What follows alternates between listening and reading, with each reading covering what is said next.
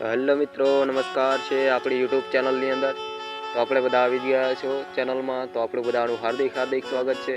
તો મિત્રો, તમે ટાઇટલ જોઈને સમજી ગયા છો કે આજનો આપણો વિડીયો જે છે એ ભક્તિમતી રહેવાનો છે.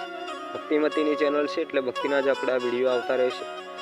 તો મિત્રો, આજે આપણે વિડીયોમાં જાણવાના છે કે રામદેવજી મહારાજ કોનો અવતાર છે અને આની પાછળ શું રહસ્ય છે અને શું કથા સંકળાયેલી છે. તો મિત્રો, આપણે આ સંપૂર્ણપણે ઇતિહાસ જાણવાના છે.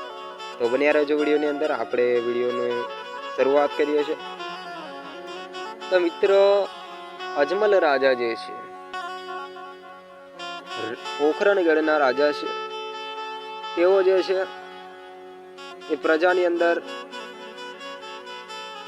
જ્યારે ફરવા નીકળતા હોય છે ત્યારે મિત્રો પ્રજા જે છે તેઓને જોઈને ઉડી ફરી જાય છે.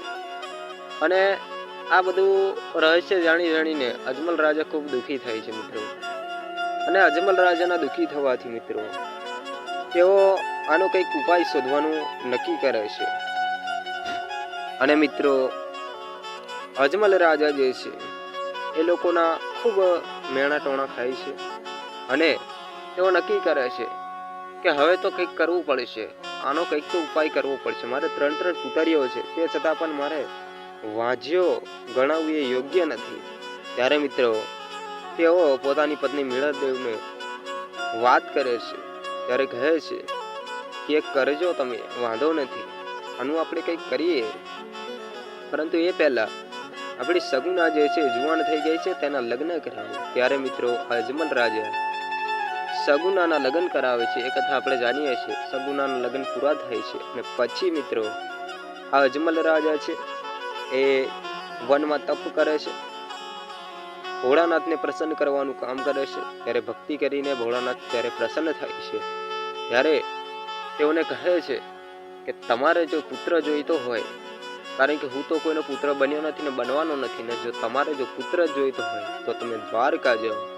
ત્યારે અજમલ રાજાને ભગવાન શંકર દ્વારકા મોકલે છે. ત્યારે અજમલ રાજા જે છે એ દ્વારકા જાય છે. ચાલતા દ્વારકા પહોંચે છે અને દ્વારકામાં તેઓ ભગવાનને રીઝાવવા માટે જાય છે. ત્યારે મિત્રો તેઓ લાડવા પણ લઈને સાથે જાય છે. ત્યારે તેઓ પથ્થરની જે મૂર્તિ છે ભગવાનની, ત્યાં જઈને લાડુ જમાડે છે. ત્યારે ભગવાન જમતા નથી. ભગવાન તેઓની પરીક્ષા કરે છે. ત્યારે અજમલ રાજાને ખૂબ ક્રોધ આવે છે અને અજમલ રાજા લાડુના છૂટા ઘા મૂર્તિ પર કરે છે અને જાળીનો પણ ઘા કરે છે. આ બધું જોઈને પૂજારી એમ કહે છે કે હે અજમલ રાજા, તમે ગાંડા થઈ ગયો છો, આ તો પથરાની મૂર્તિ છે, એ તો કઈ તમારા લાડવા ખાશે? અરે આમ કરીને તમારે જો ભગવાનને જ મળવું હોય તો જાઓ પેલા દરિયામાં, એમાં હાજર ભગવાન બેઠો છે. ત્યારે અજમલ રાજાનું પણ મગજ થોડું ચસક્યું કે જો એમ જ હોય તો હું દરિયામાં જાઉં. આમ કરીને તેઓ દરિયા કિનારે જાય છે અને દરિયા કિનારે જઈને કૂદકો મારી દે છે અંદર. ત્યારે મિત્રો તેઓને ભગવાન નારાયણ મળે છે. વિષ્ણુ પરમાત્મા અંદર બેઠા છે, કૃષ્ણ સ્વરૂપની અંદર બેઠા છે. ત્યારે મિત્રો આપણે જોઈએ કે રામદેવજી કોનો અવતાર છે. તો મિત્રો આપણે જાણીએ જ છે કે વિષ્ણુ ભગવાન જુદા રૂપે આખા સંસારમાં આવે છે. આખી દુનિયામાં તેઓના જેટલા પણ અવતારો થયા છે અહીંયા, તેઓ જુદા રૂપે આવતા જ હોય છે મિત્રો. રામ રૂપમાં પણ આવ્યા, કૃષ્ણ રૂપમાં પણ આવ્યા અને અનેક ઘણા બધા રૂપો લઈને ભગવાન આવતા હોય છે. તો જે રામદેવજી અવતાર છે એ ભગવાન નારાયણ વિષ્ણુ પરમાત્માનો અવતાર છે. તેઓ અજમલ રાજાને વચન આપે છે કે હા, હું તમારે ઘરે અવતાર ધારણ કરીશ. તો આપણે મિત્રો જે જાણવાના હતા એ અત્યાર સુધીની કથામાં આપણે જાણી લીધું છે કે રામદેવજી કોનો અવતાર છે. તો મિત્રો આપણે આ વિડીયોની અંદર બસ આટલું જ. તો વિડીયો તમને કેવો લાગ્યો? વિડીયો સારો લાગ્યો હોય તો લાઈક કરજો, ચેનલને સબસ્ક્રાઈબ કરજો.